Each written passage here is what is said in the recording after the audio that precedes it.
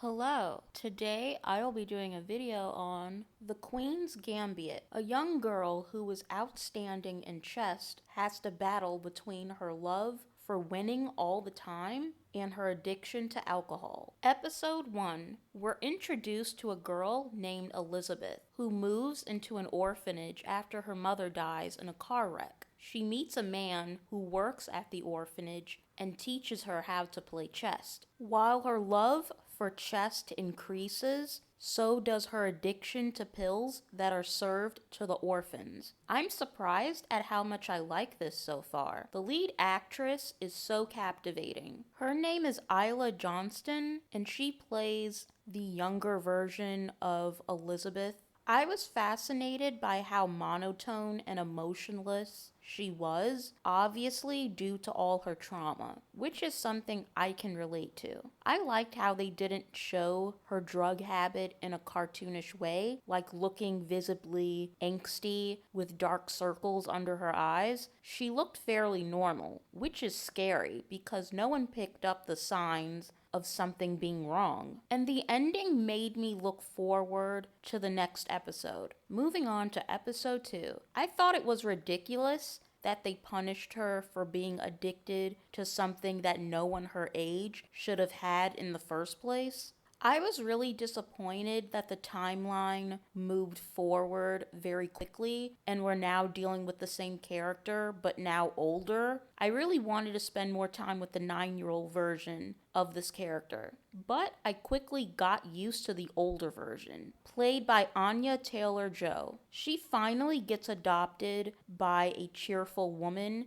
and her emotionally absent husband. She goes to a regular school for the first time and gets bullied right away. I don't know about anyone else, but I am so sick of bullies in movies and TV shows. They're all the same, and it did nothing for the plot. I get bitchy girls exist in real life. I got bullied a lot, but if it's not useful to the story, then what's the point? It feels like a plot device that is just there to make you root for the lead character even more. Like I'm already rooting for her, given everything that's happened to her already. You don't need to crowbar a bunch of catty girls. Moving on, she is still interested in chess and enters a tournament where everyone underestimates her. This was my favorite part. I love a good underdog, but her drug dependency made me so sad. Beth is still addicted to pills even after not using them since she was very young, and as the weeks go on, she notices something is wrong with her foster mother. I kind of have my suspicions about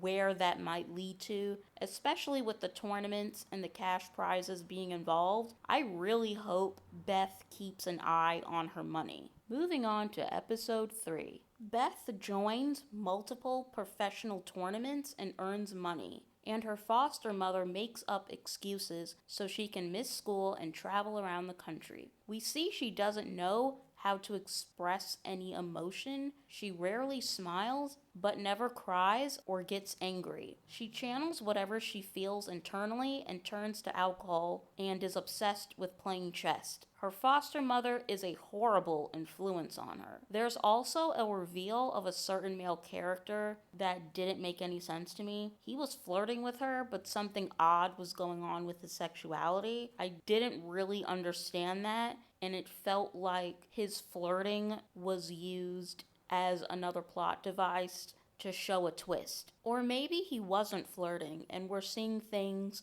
through the eyes of Beth. Moving on to episode 4. This episode takes place in Mexico City for another huge tournament, and Beth is stressing over beating a competitor who is a big deal. He is a worldwide champion. She doesn't like that her foster mother is dating someone now. Out of all the episodes, I thought this was the slowest. Beth meets up with a guy from her language class and hooks up with him. I disliked this because I prefer her to be alone. I personally don't like any romance because I feel it slows down the story and takes focus away from the main point. I prefer my characters to be emotionally straight but physically asexual. The ending really caught me off guard, and I was shocked but relieved because I never warmed up to this particular character. They were very sketchy. I just didn't really feel anything when they were suddenly out of the picture. Episode 5. This takes place right after the events of the 4th episode, and I thought it was very strange how she wasn't grieving. I know she doesn't express her feelings well, but you'd think death would make her crack just a little. Moving on, an old opponent contacts her because he heard about her defeat in Mexico City and wants to help her out. This is when the show went wayward because now we have more romance. This was the first time I felt semi-bored. Thankfully, it does not last and we're back to competing at the US competition, and it gets exciting again, especially when she meets up with another guy that beat her a few episodes ago. I would have liked to see more scenes where Beth was feeling inferior and even started to hate this guy, but surprisingly, they got along well. I'm surprised there isn't more sexism in the show. Given the times we're in, I would have thought they would play up the feminism, but they don't. They do mention gender here and there, but for the most part, all the male characters are very supportive of her. In fact, the strongest sexism comes from another woman who is a journalist that interviews her. I personally thought that particular character was jealous of her. Like, how did this young girl get to where she is without facing the wrath of the white man? I don't know. That's just how I saw it. Moving on to episode 6. She gets training from another person she beats for the Paris tournament, and then eventually Russia. This episode really frustrated me because Beth's alcoholism is out of control and she sabotages herself. All that training for nothing. As much as I'm enjoying the show, it's kinda getting repetitive. She practices for a game, she either wins or loses and drinks and pops pills in between. Wash, rinse, and repeat. Any other inconvenience in her personal life involving her foster dad is brought up and then quickly resolved. We also know that she has a drinking problem, but it's rarely showed. For the most part, it's only brought up in conversation. A lot of people seem to notice she has a problem, but if it weren't for us following her in the show, you wouldn't even notice. Later on, you actually see her spiraling out of control because of the drinking, but this was the first time we really see it, and people's reactions. But even then, it's just quick glimpses of her out in public and people witnessing how she's acting. It's very glossed over, in my opinion, but most of her downward spiral is in her home. Episode 7. Beth randomly gets a visit from her old childhood friend, Jolene, who she met in foster care. I did not like this because it felt forced. Her best friend from foster care randomly comes to visit, and she seems like a mystical Negro trying to guide Beth in the right direction. Not only does she take Beth to places she stayed at during childhood that caused her a lot of grief and led to her alcoholism so she can get closure, but she ends up paying for her trip to Russia when Beth didn't have a sponsor any longer because of her antics. Hell, even the guys that were banging her 6 ways till Sunday didn't do all that for her. I guess it was to showcase that she and Beth had a strong bond out of everyone that Beth met. But if that's the case, why didn't they try to contact one another before then? I don't know, it just felt like Jolene was the mother hen to play mommy to Beth and just guide her in the right direction and tell her that everything was gonna be okay and that mama was here for her. I's gonna make everything alright now.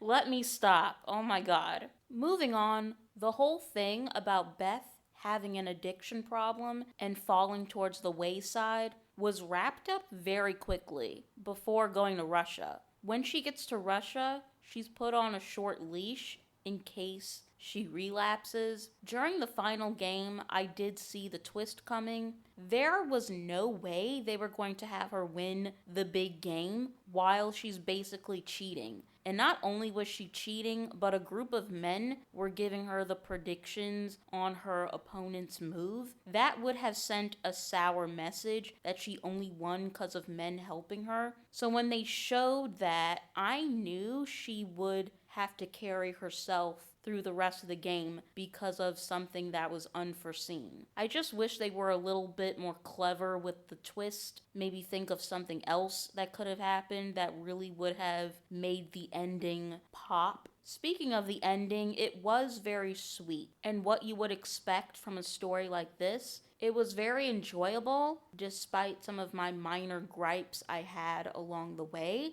I give it a 7.5 out of 10. By the way, don't think I didn't spot how they made the black female character a quote-unquote radical, but in the same breath say that she was in a relationship with a white lawyer. They really just couldn't help themselves. But yeah, 7.5.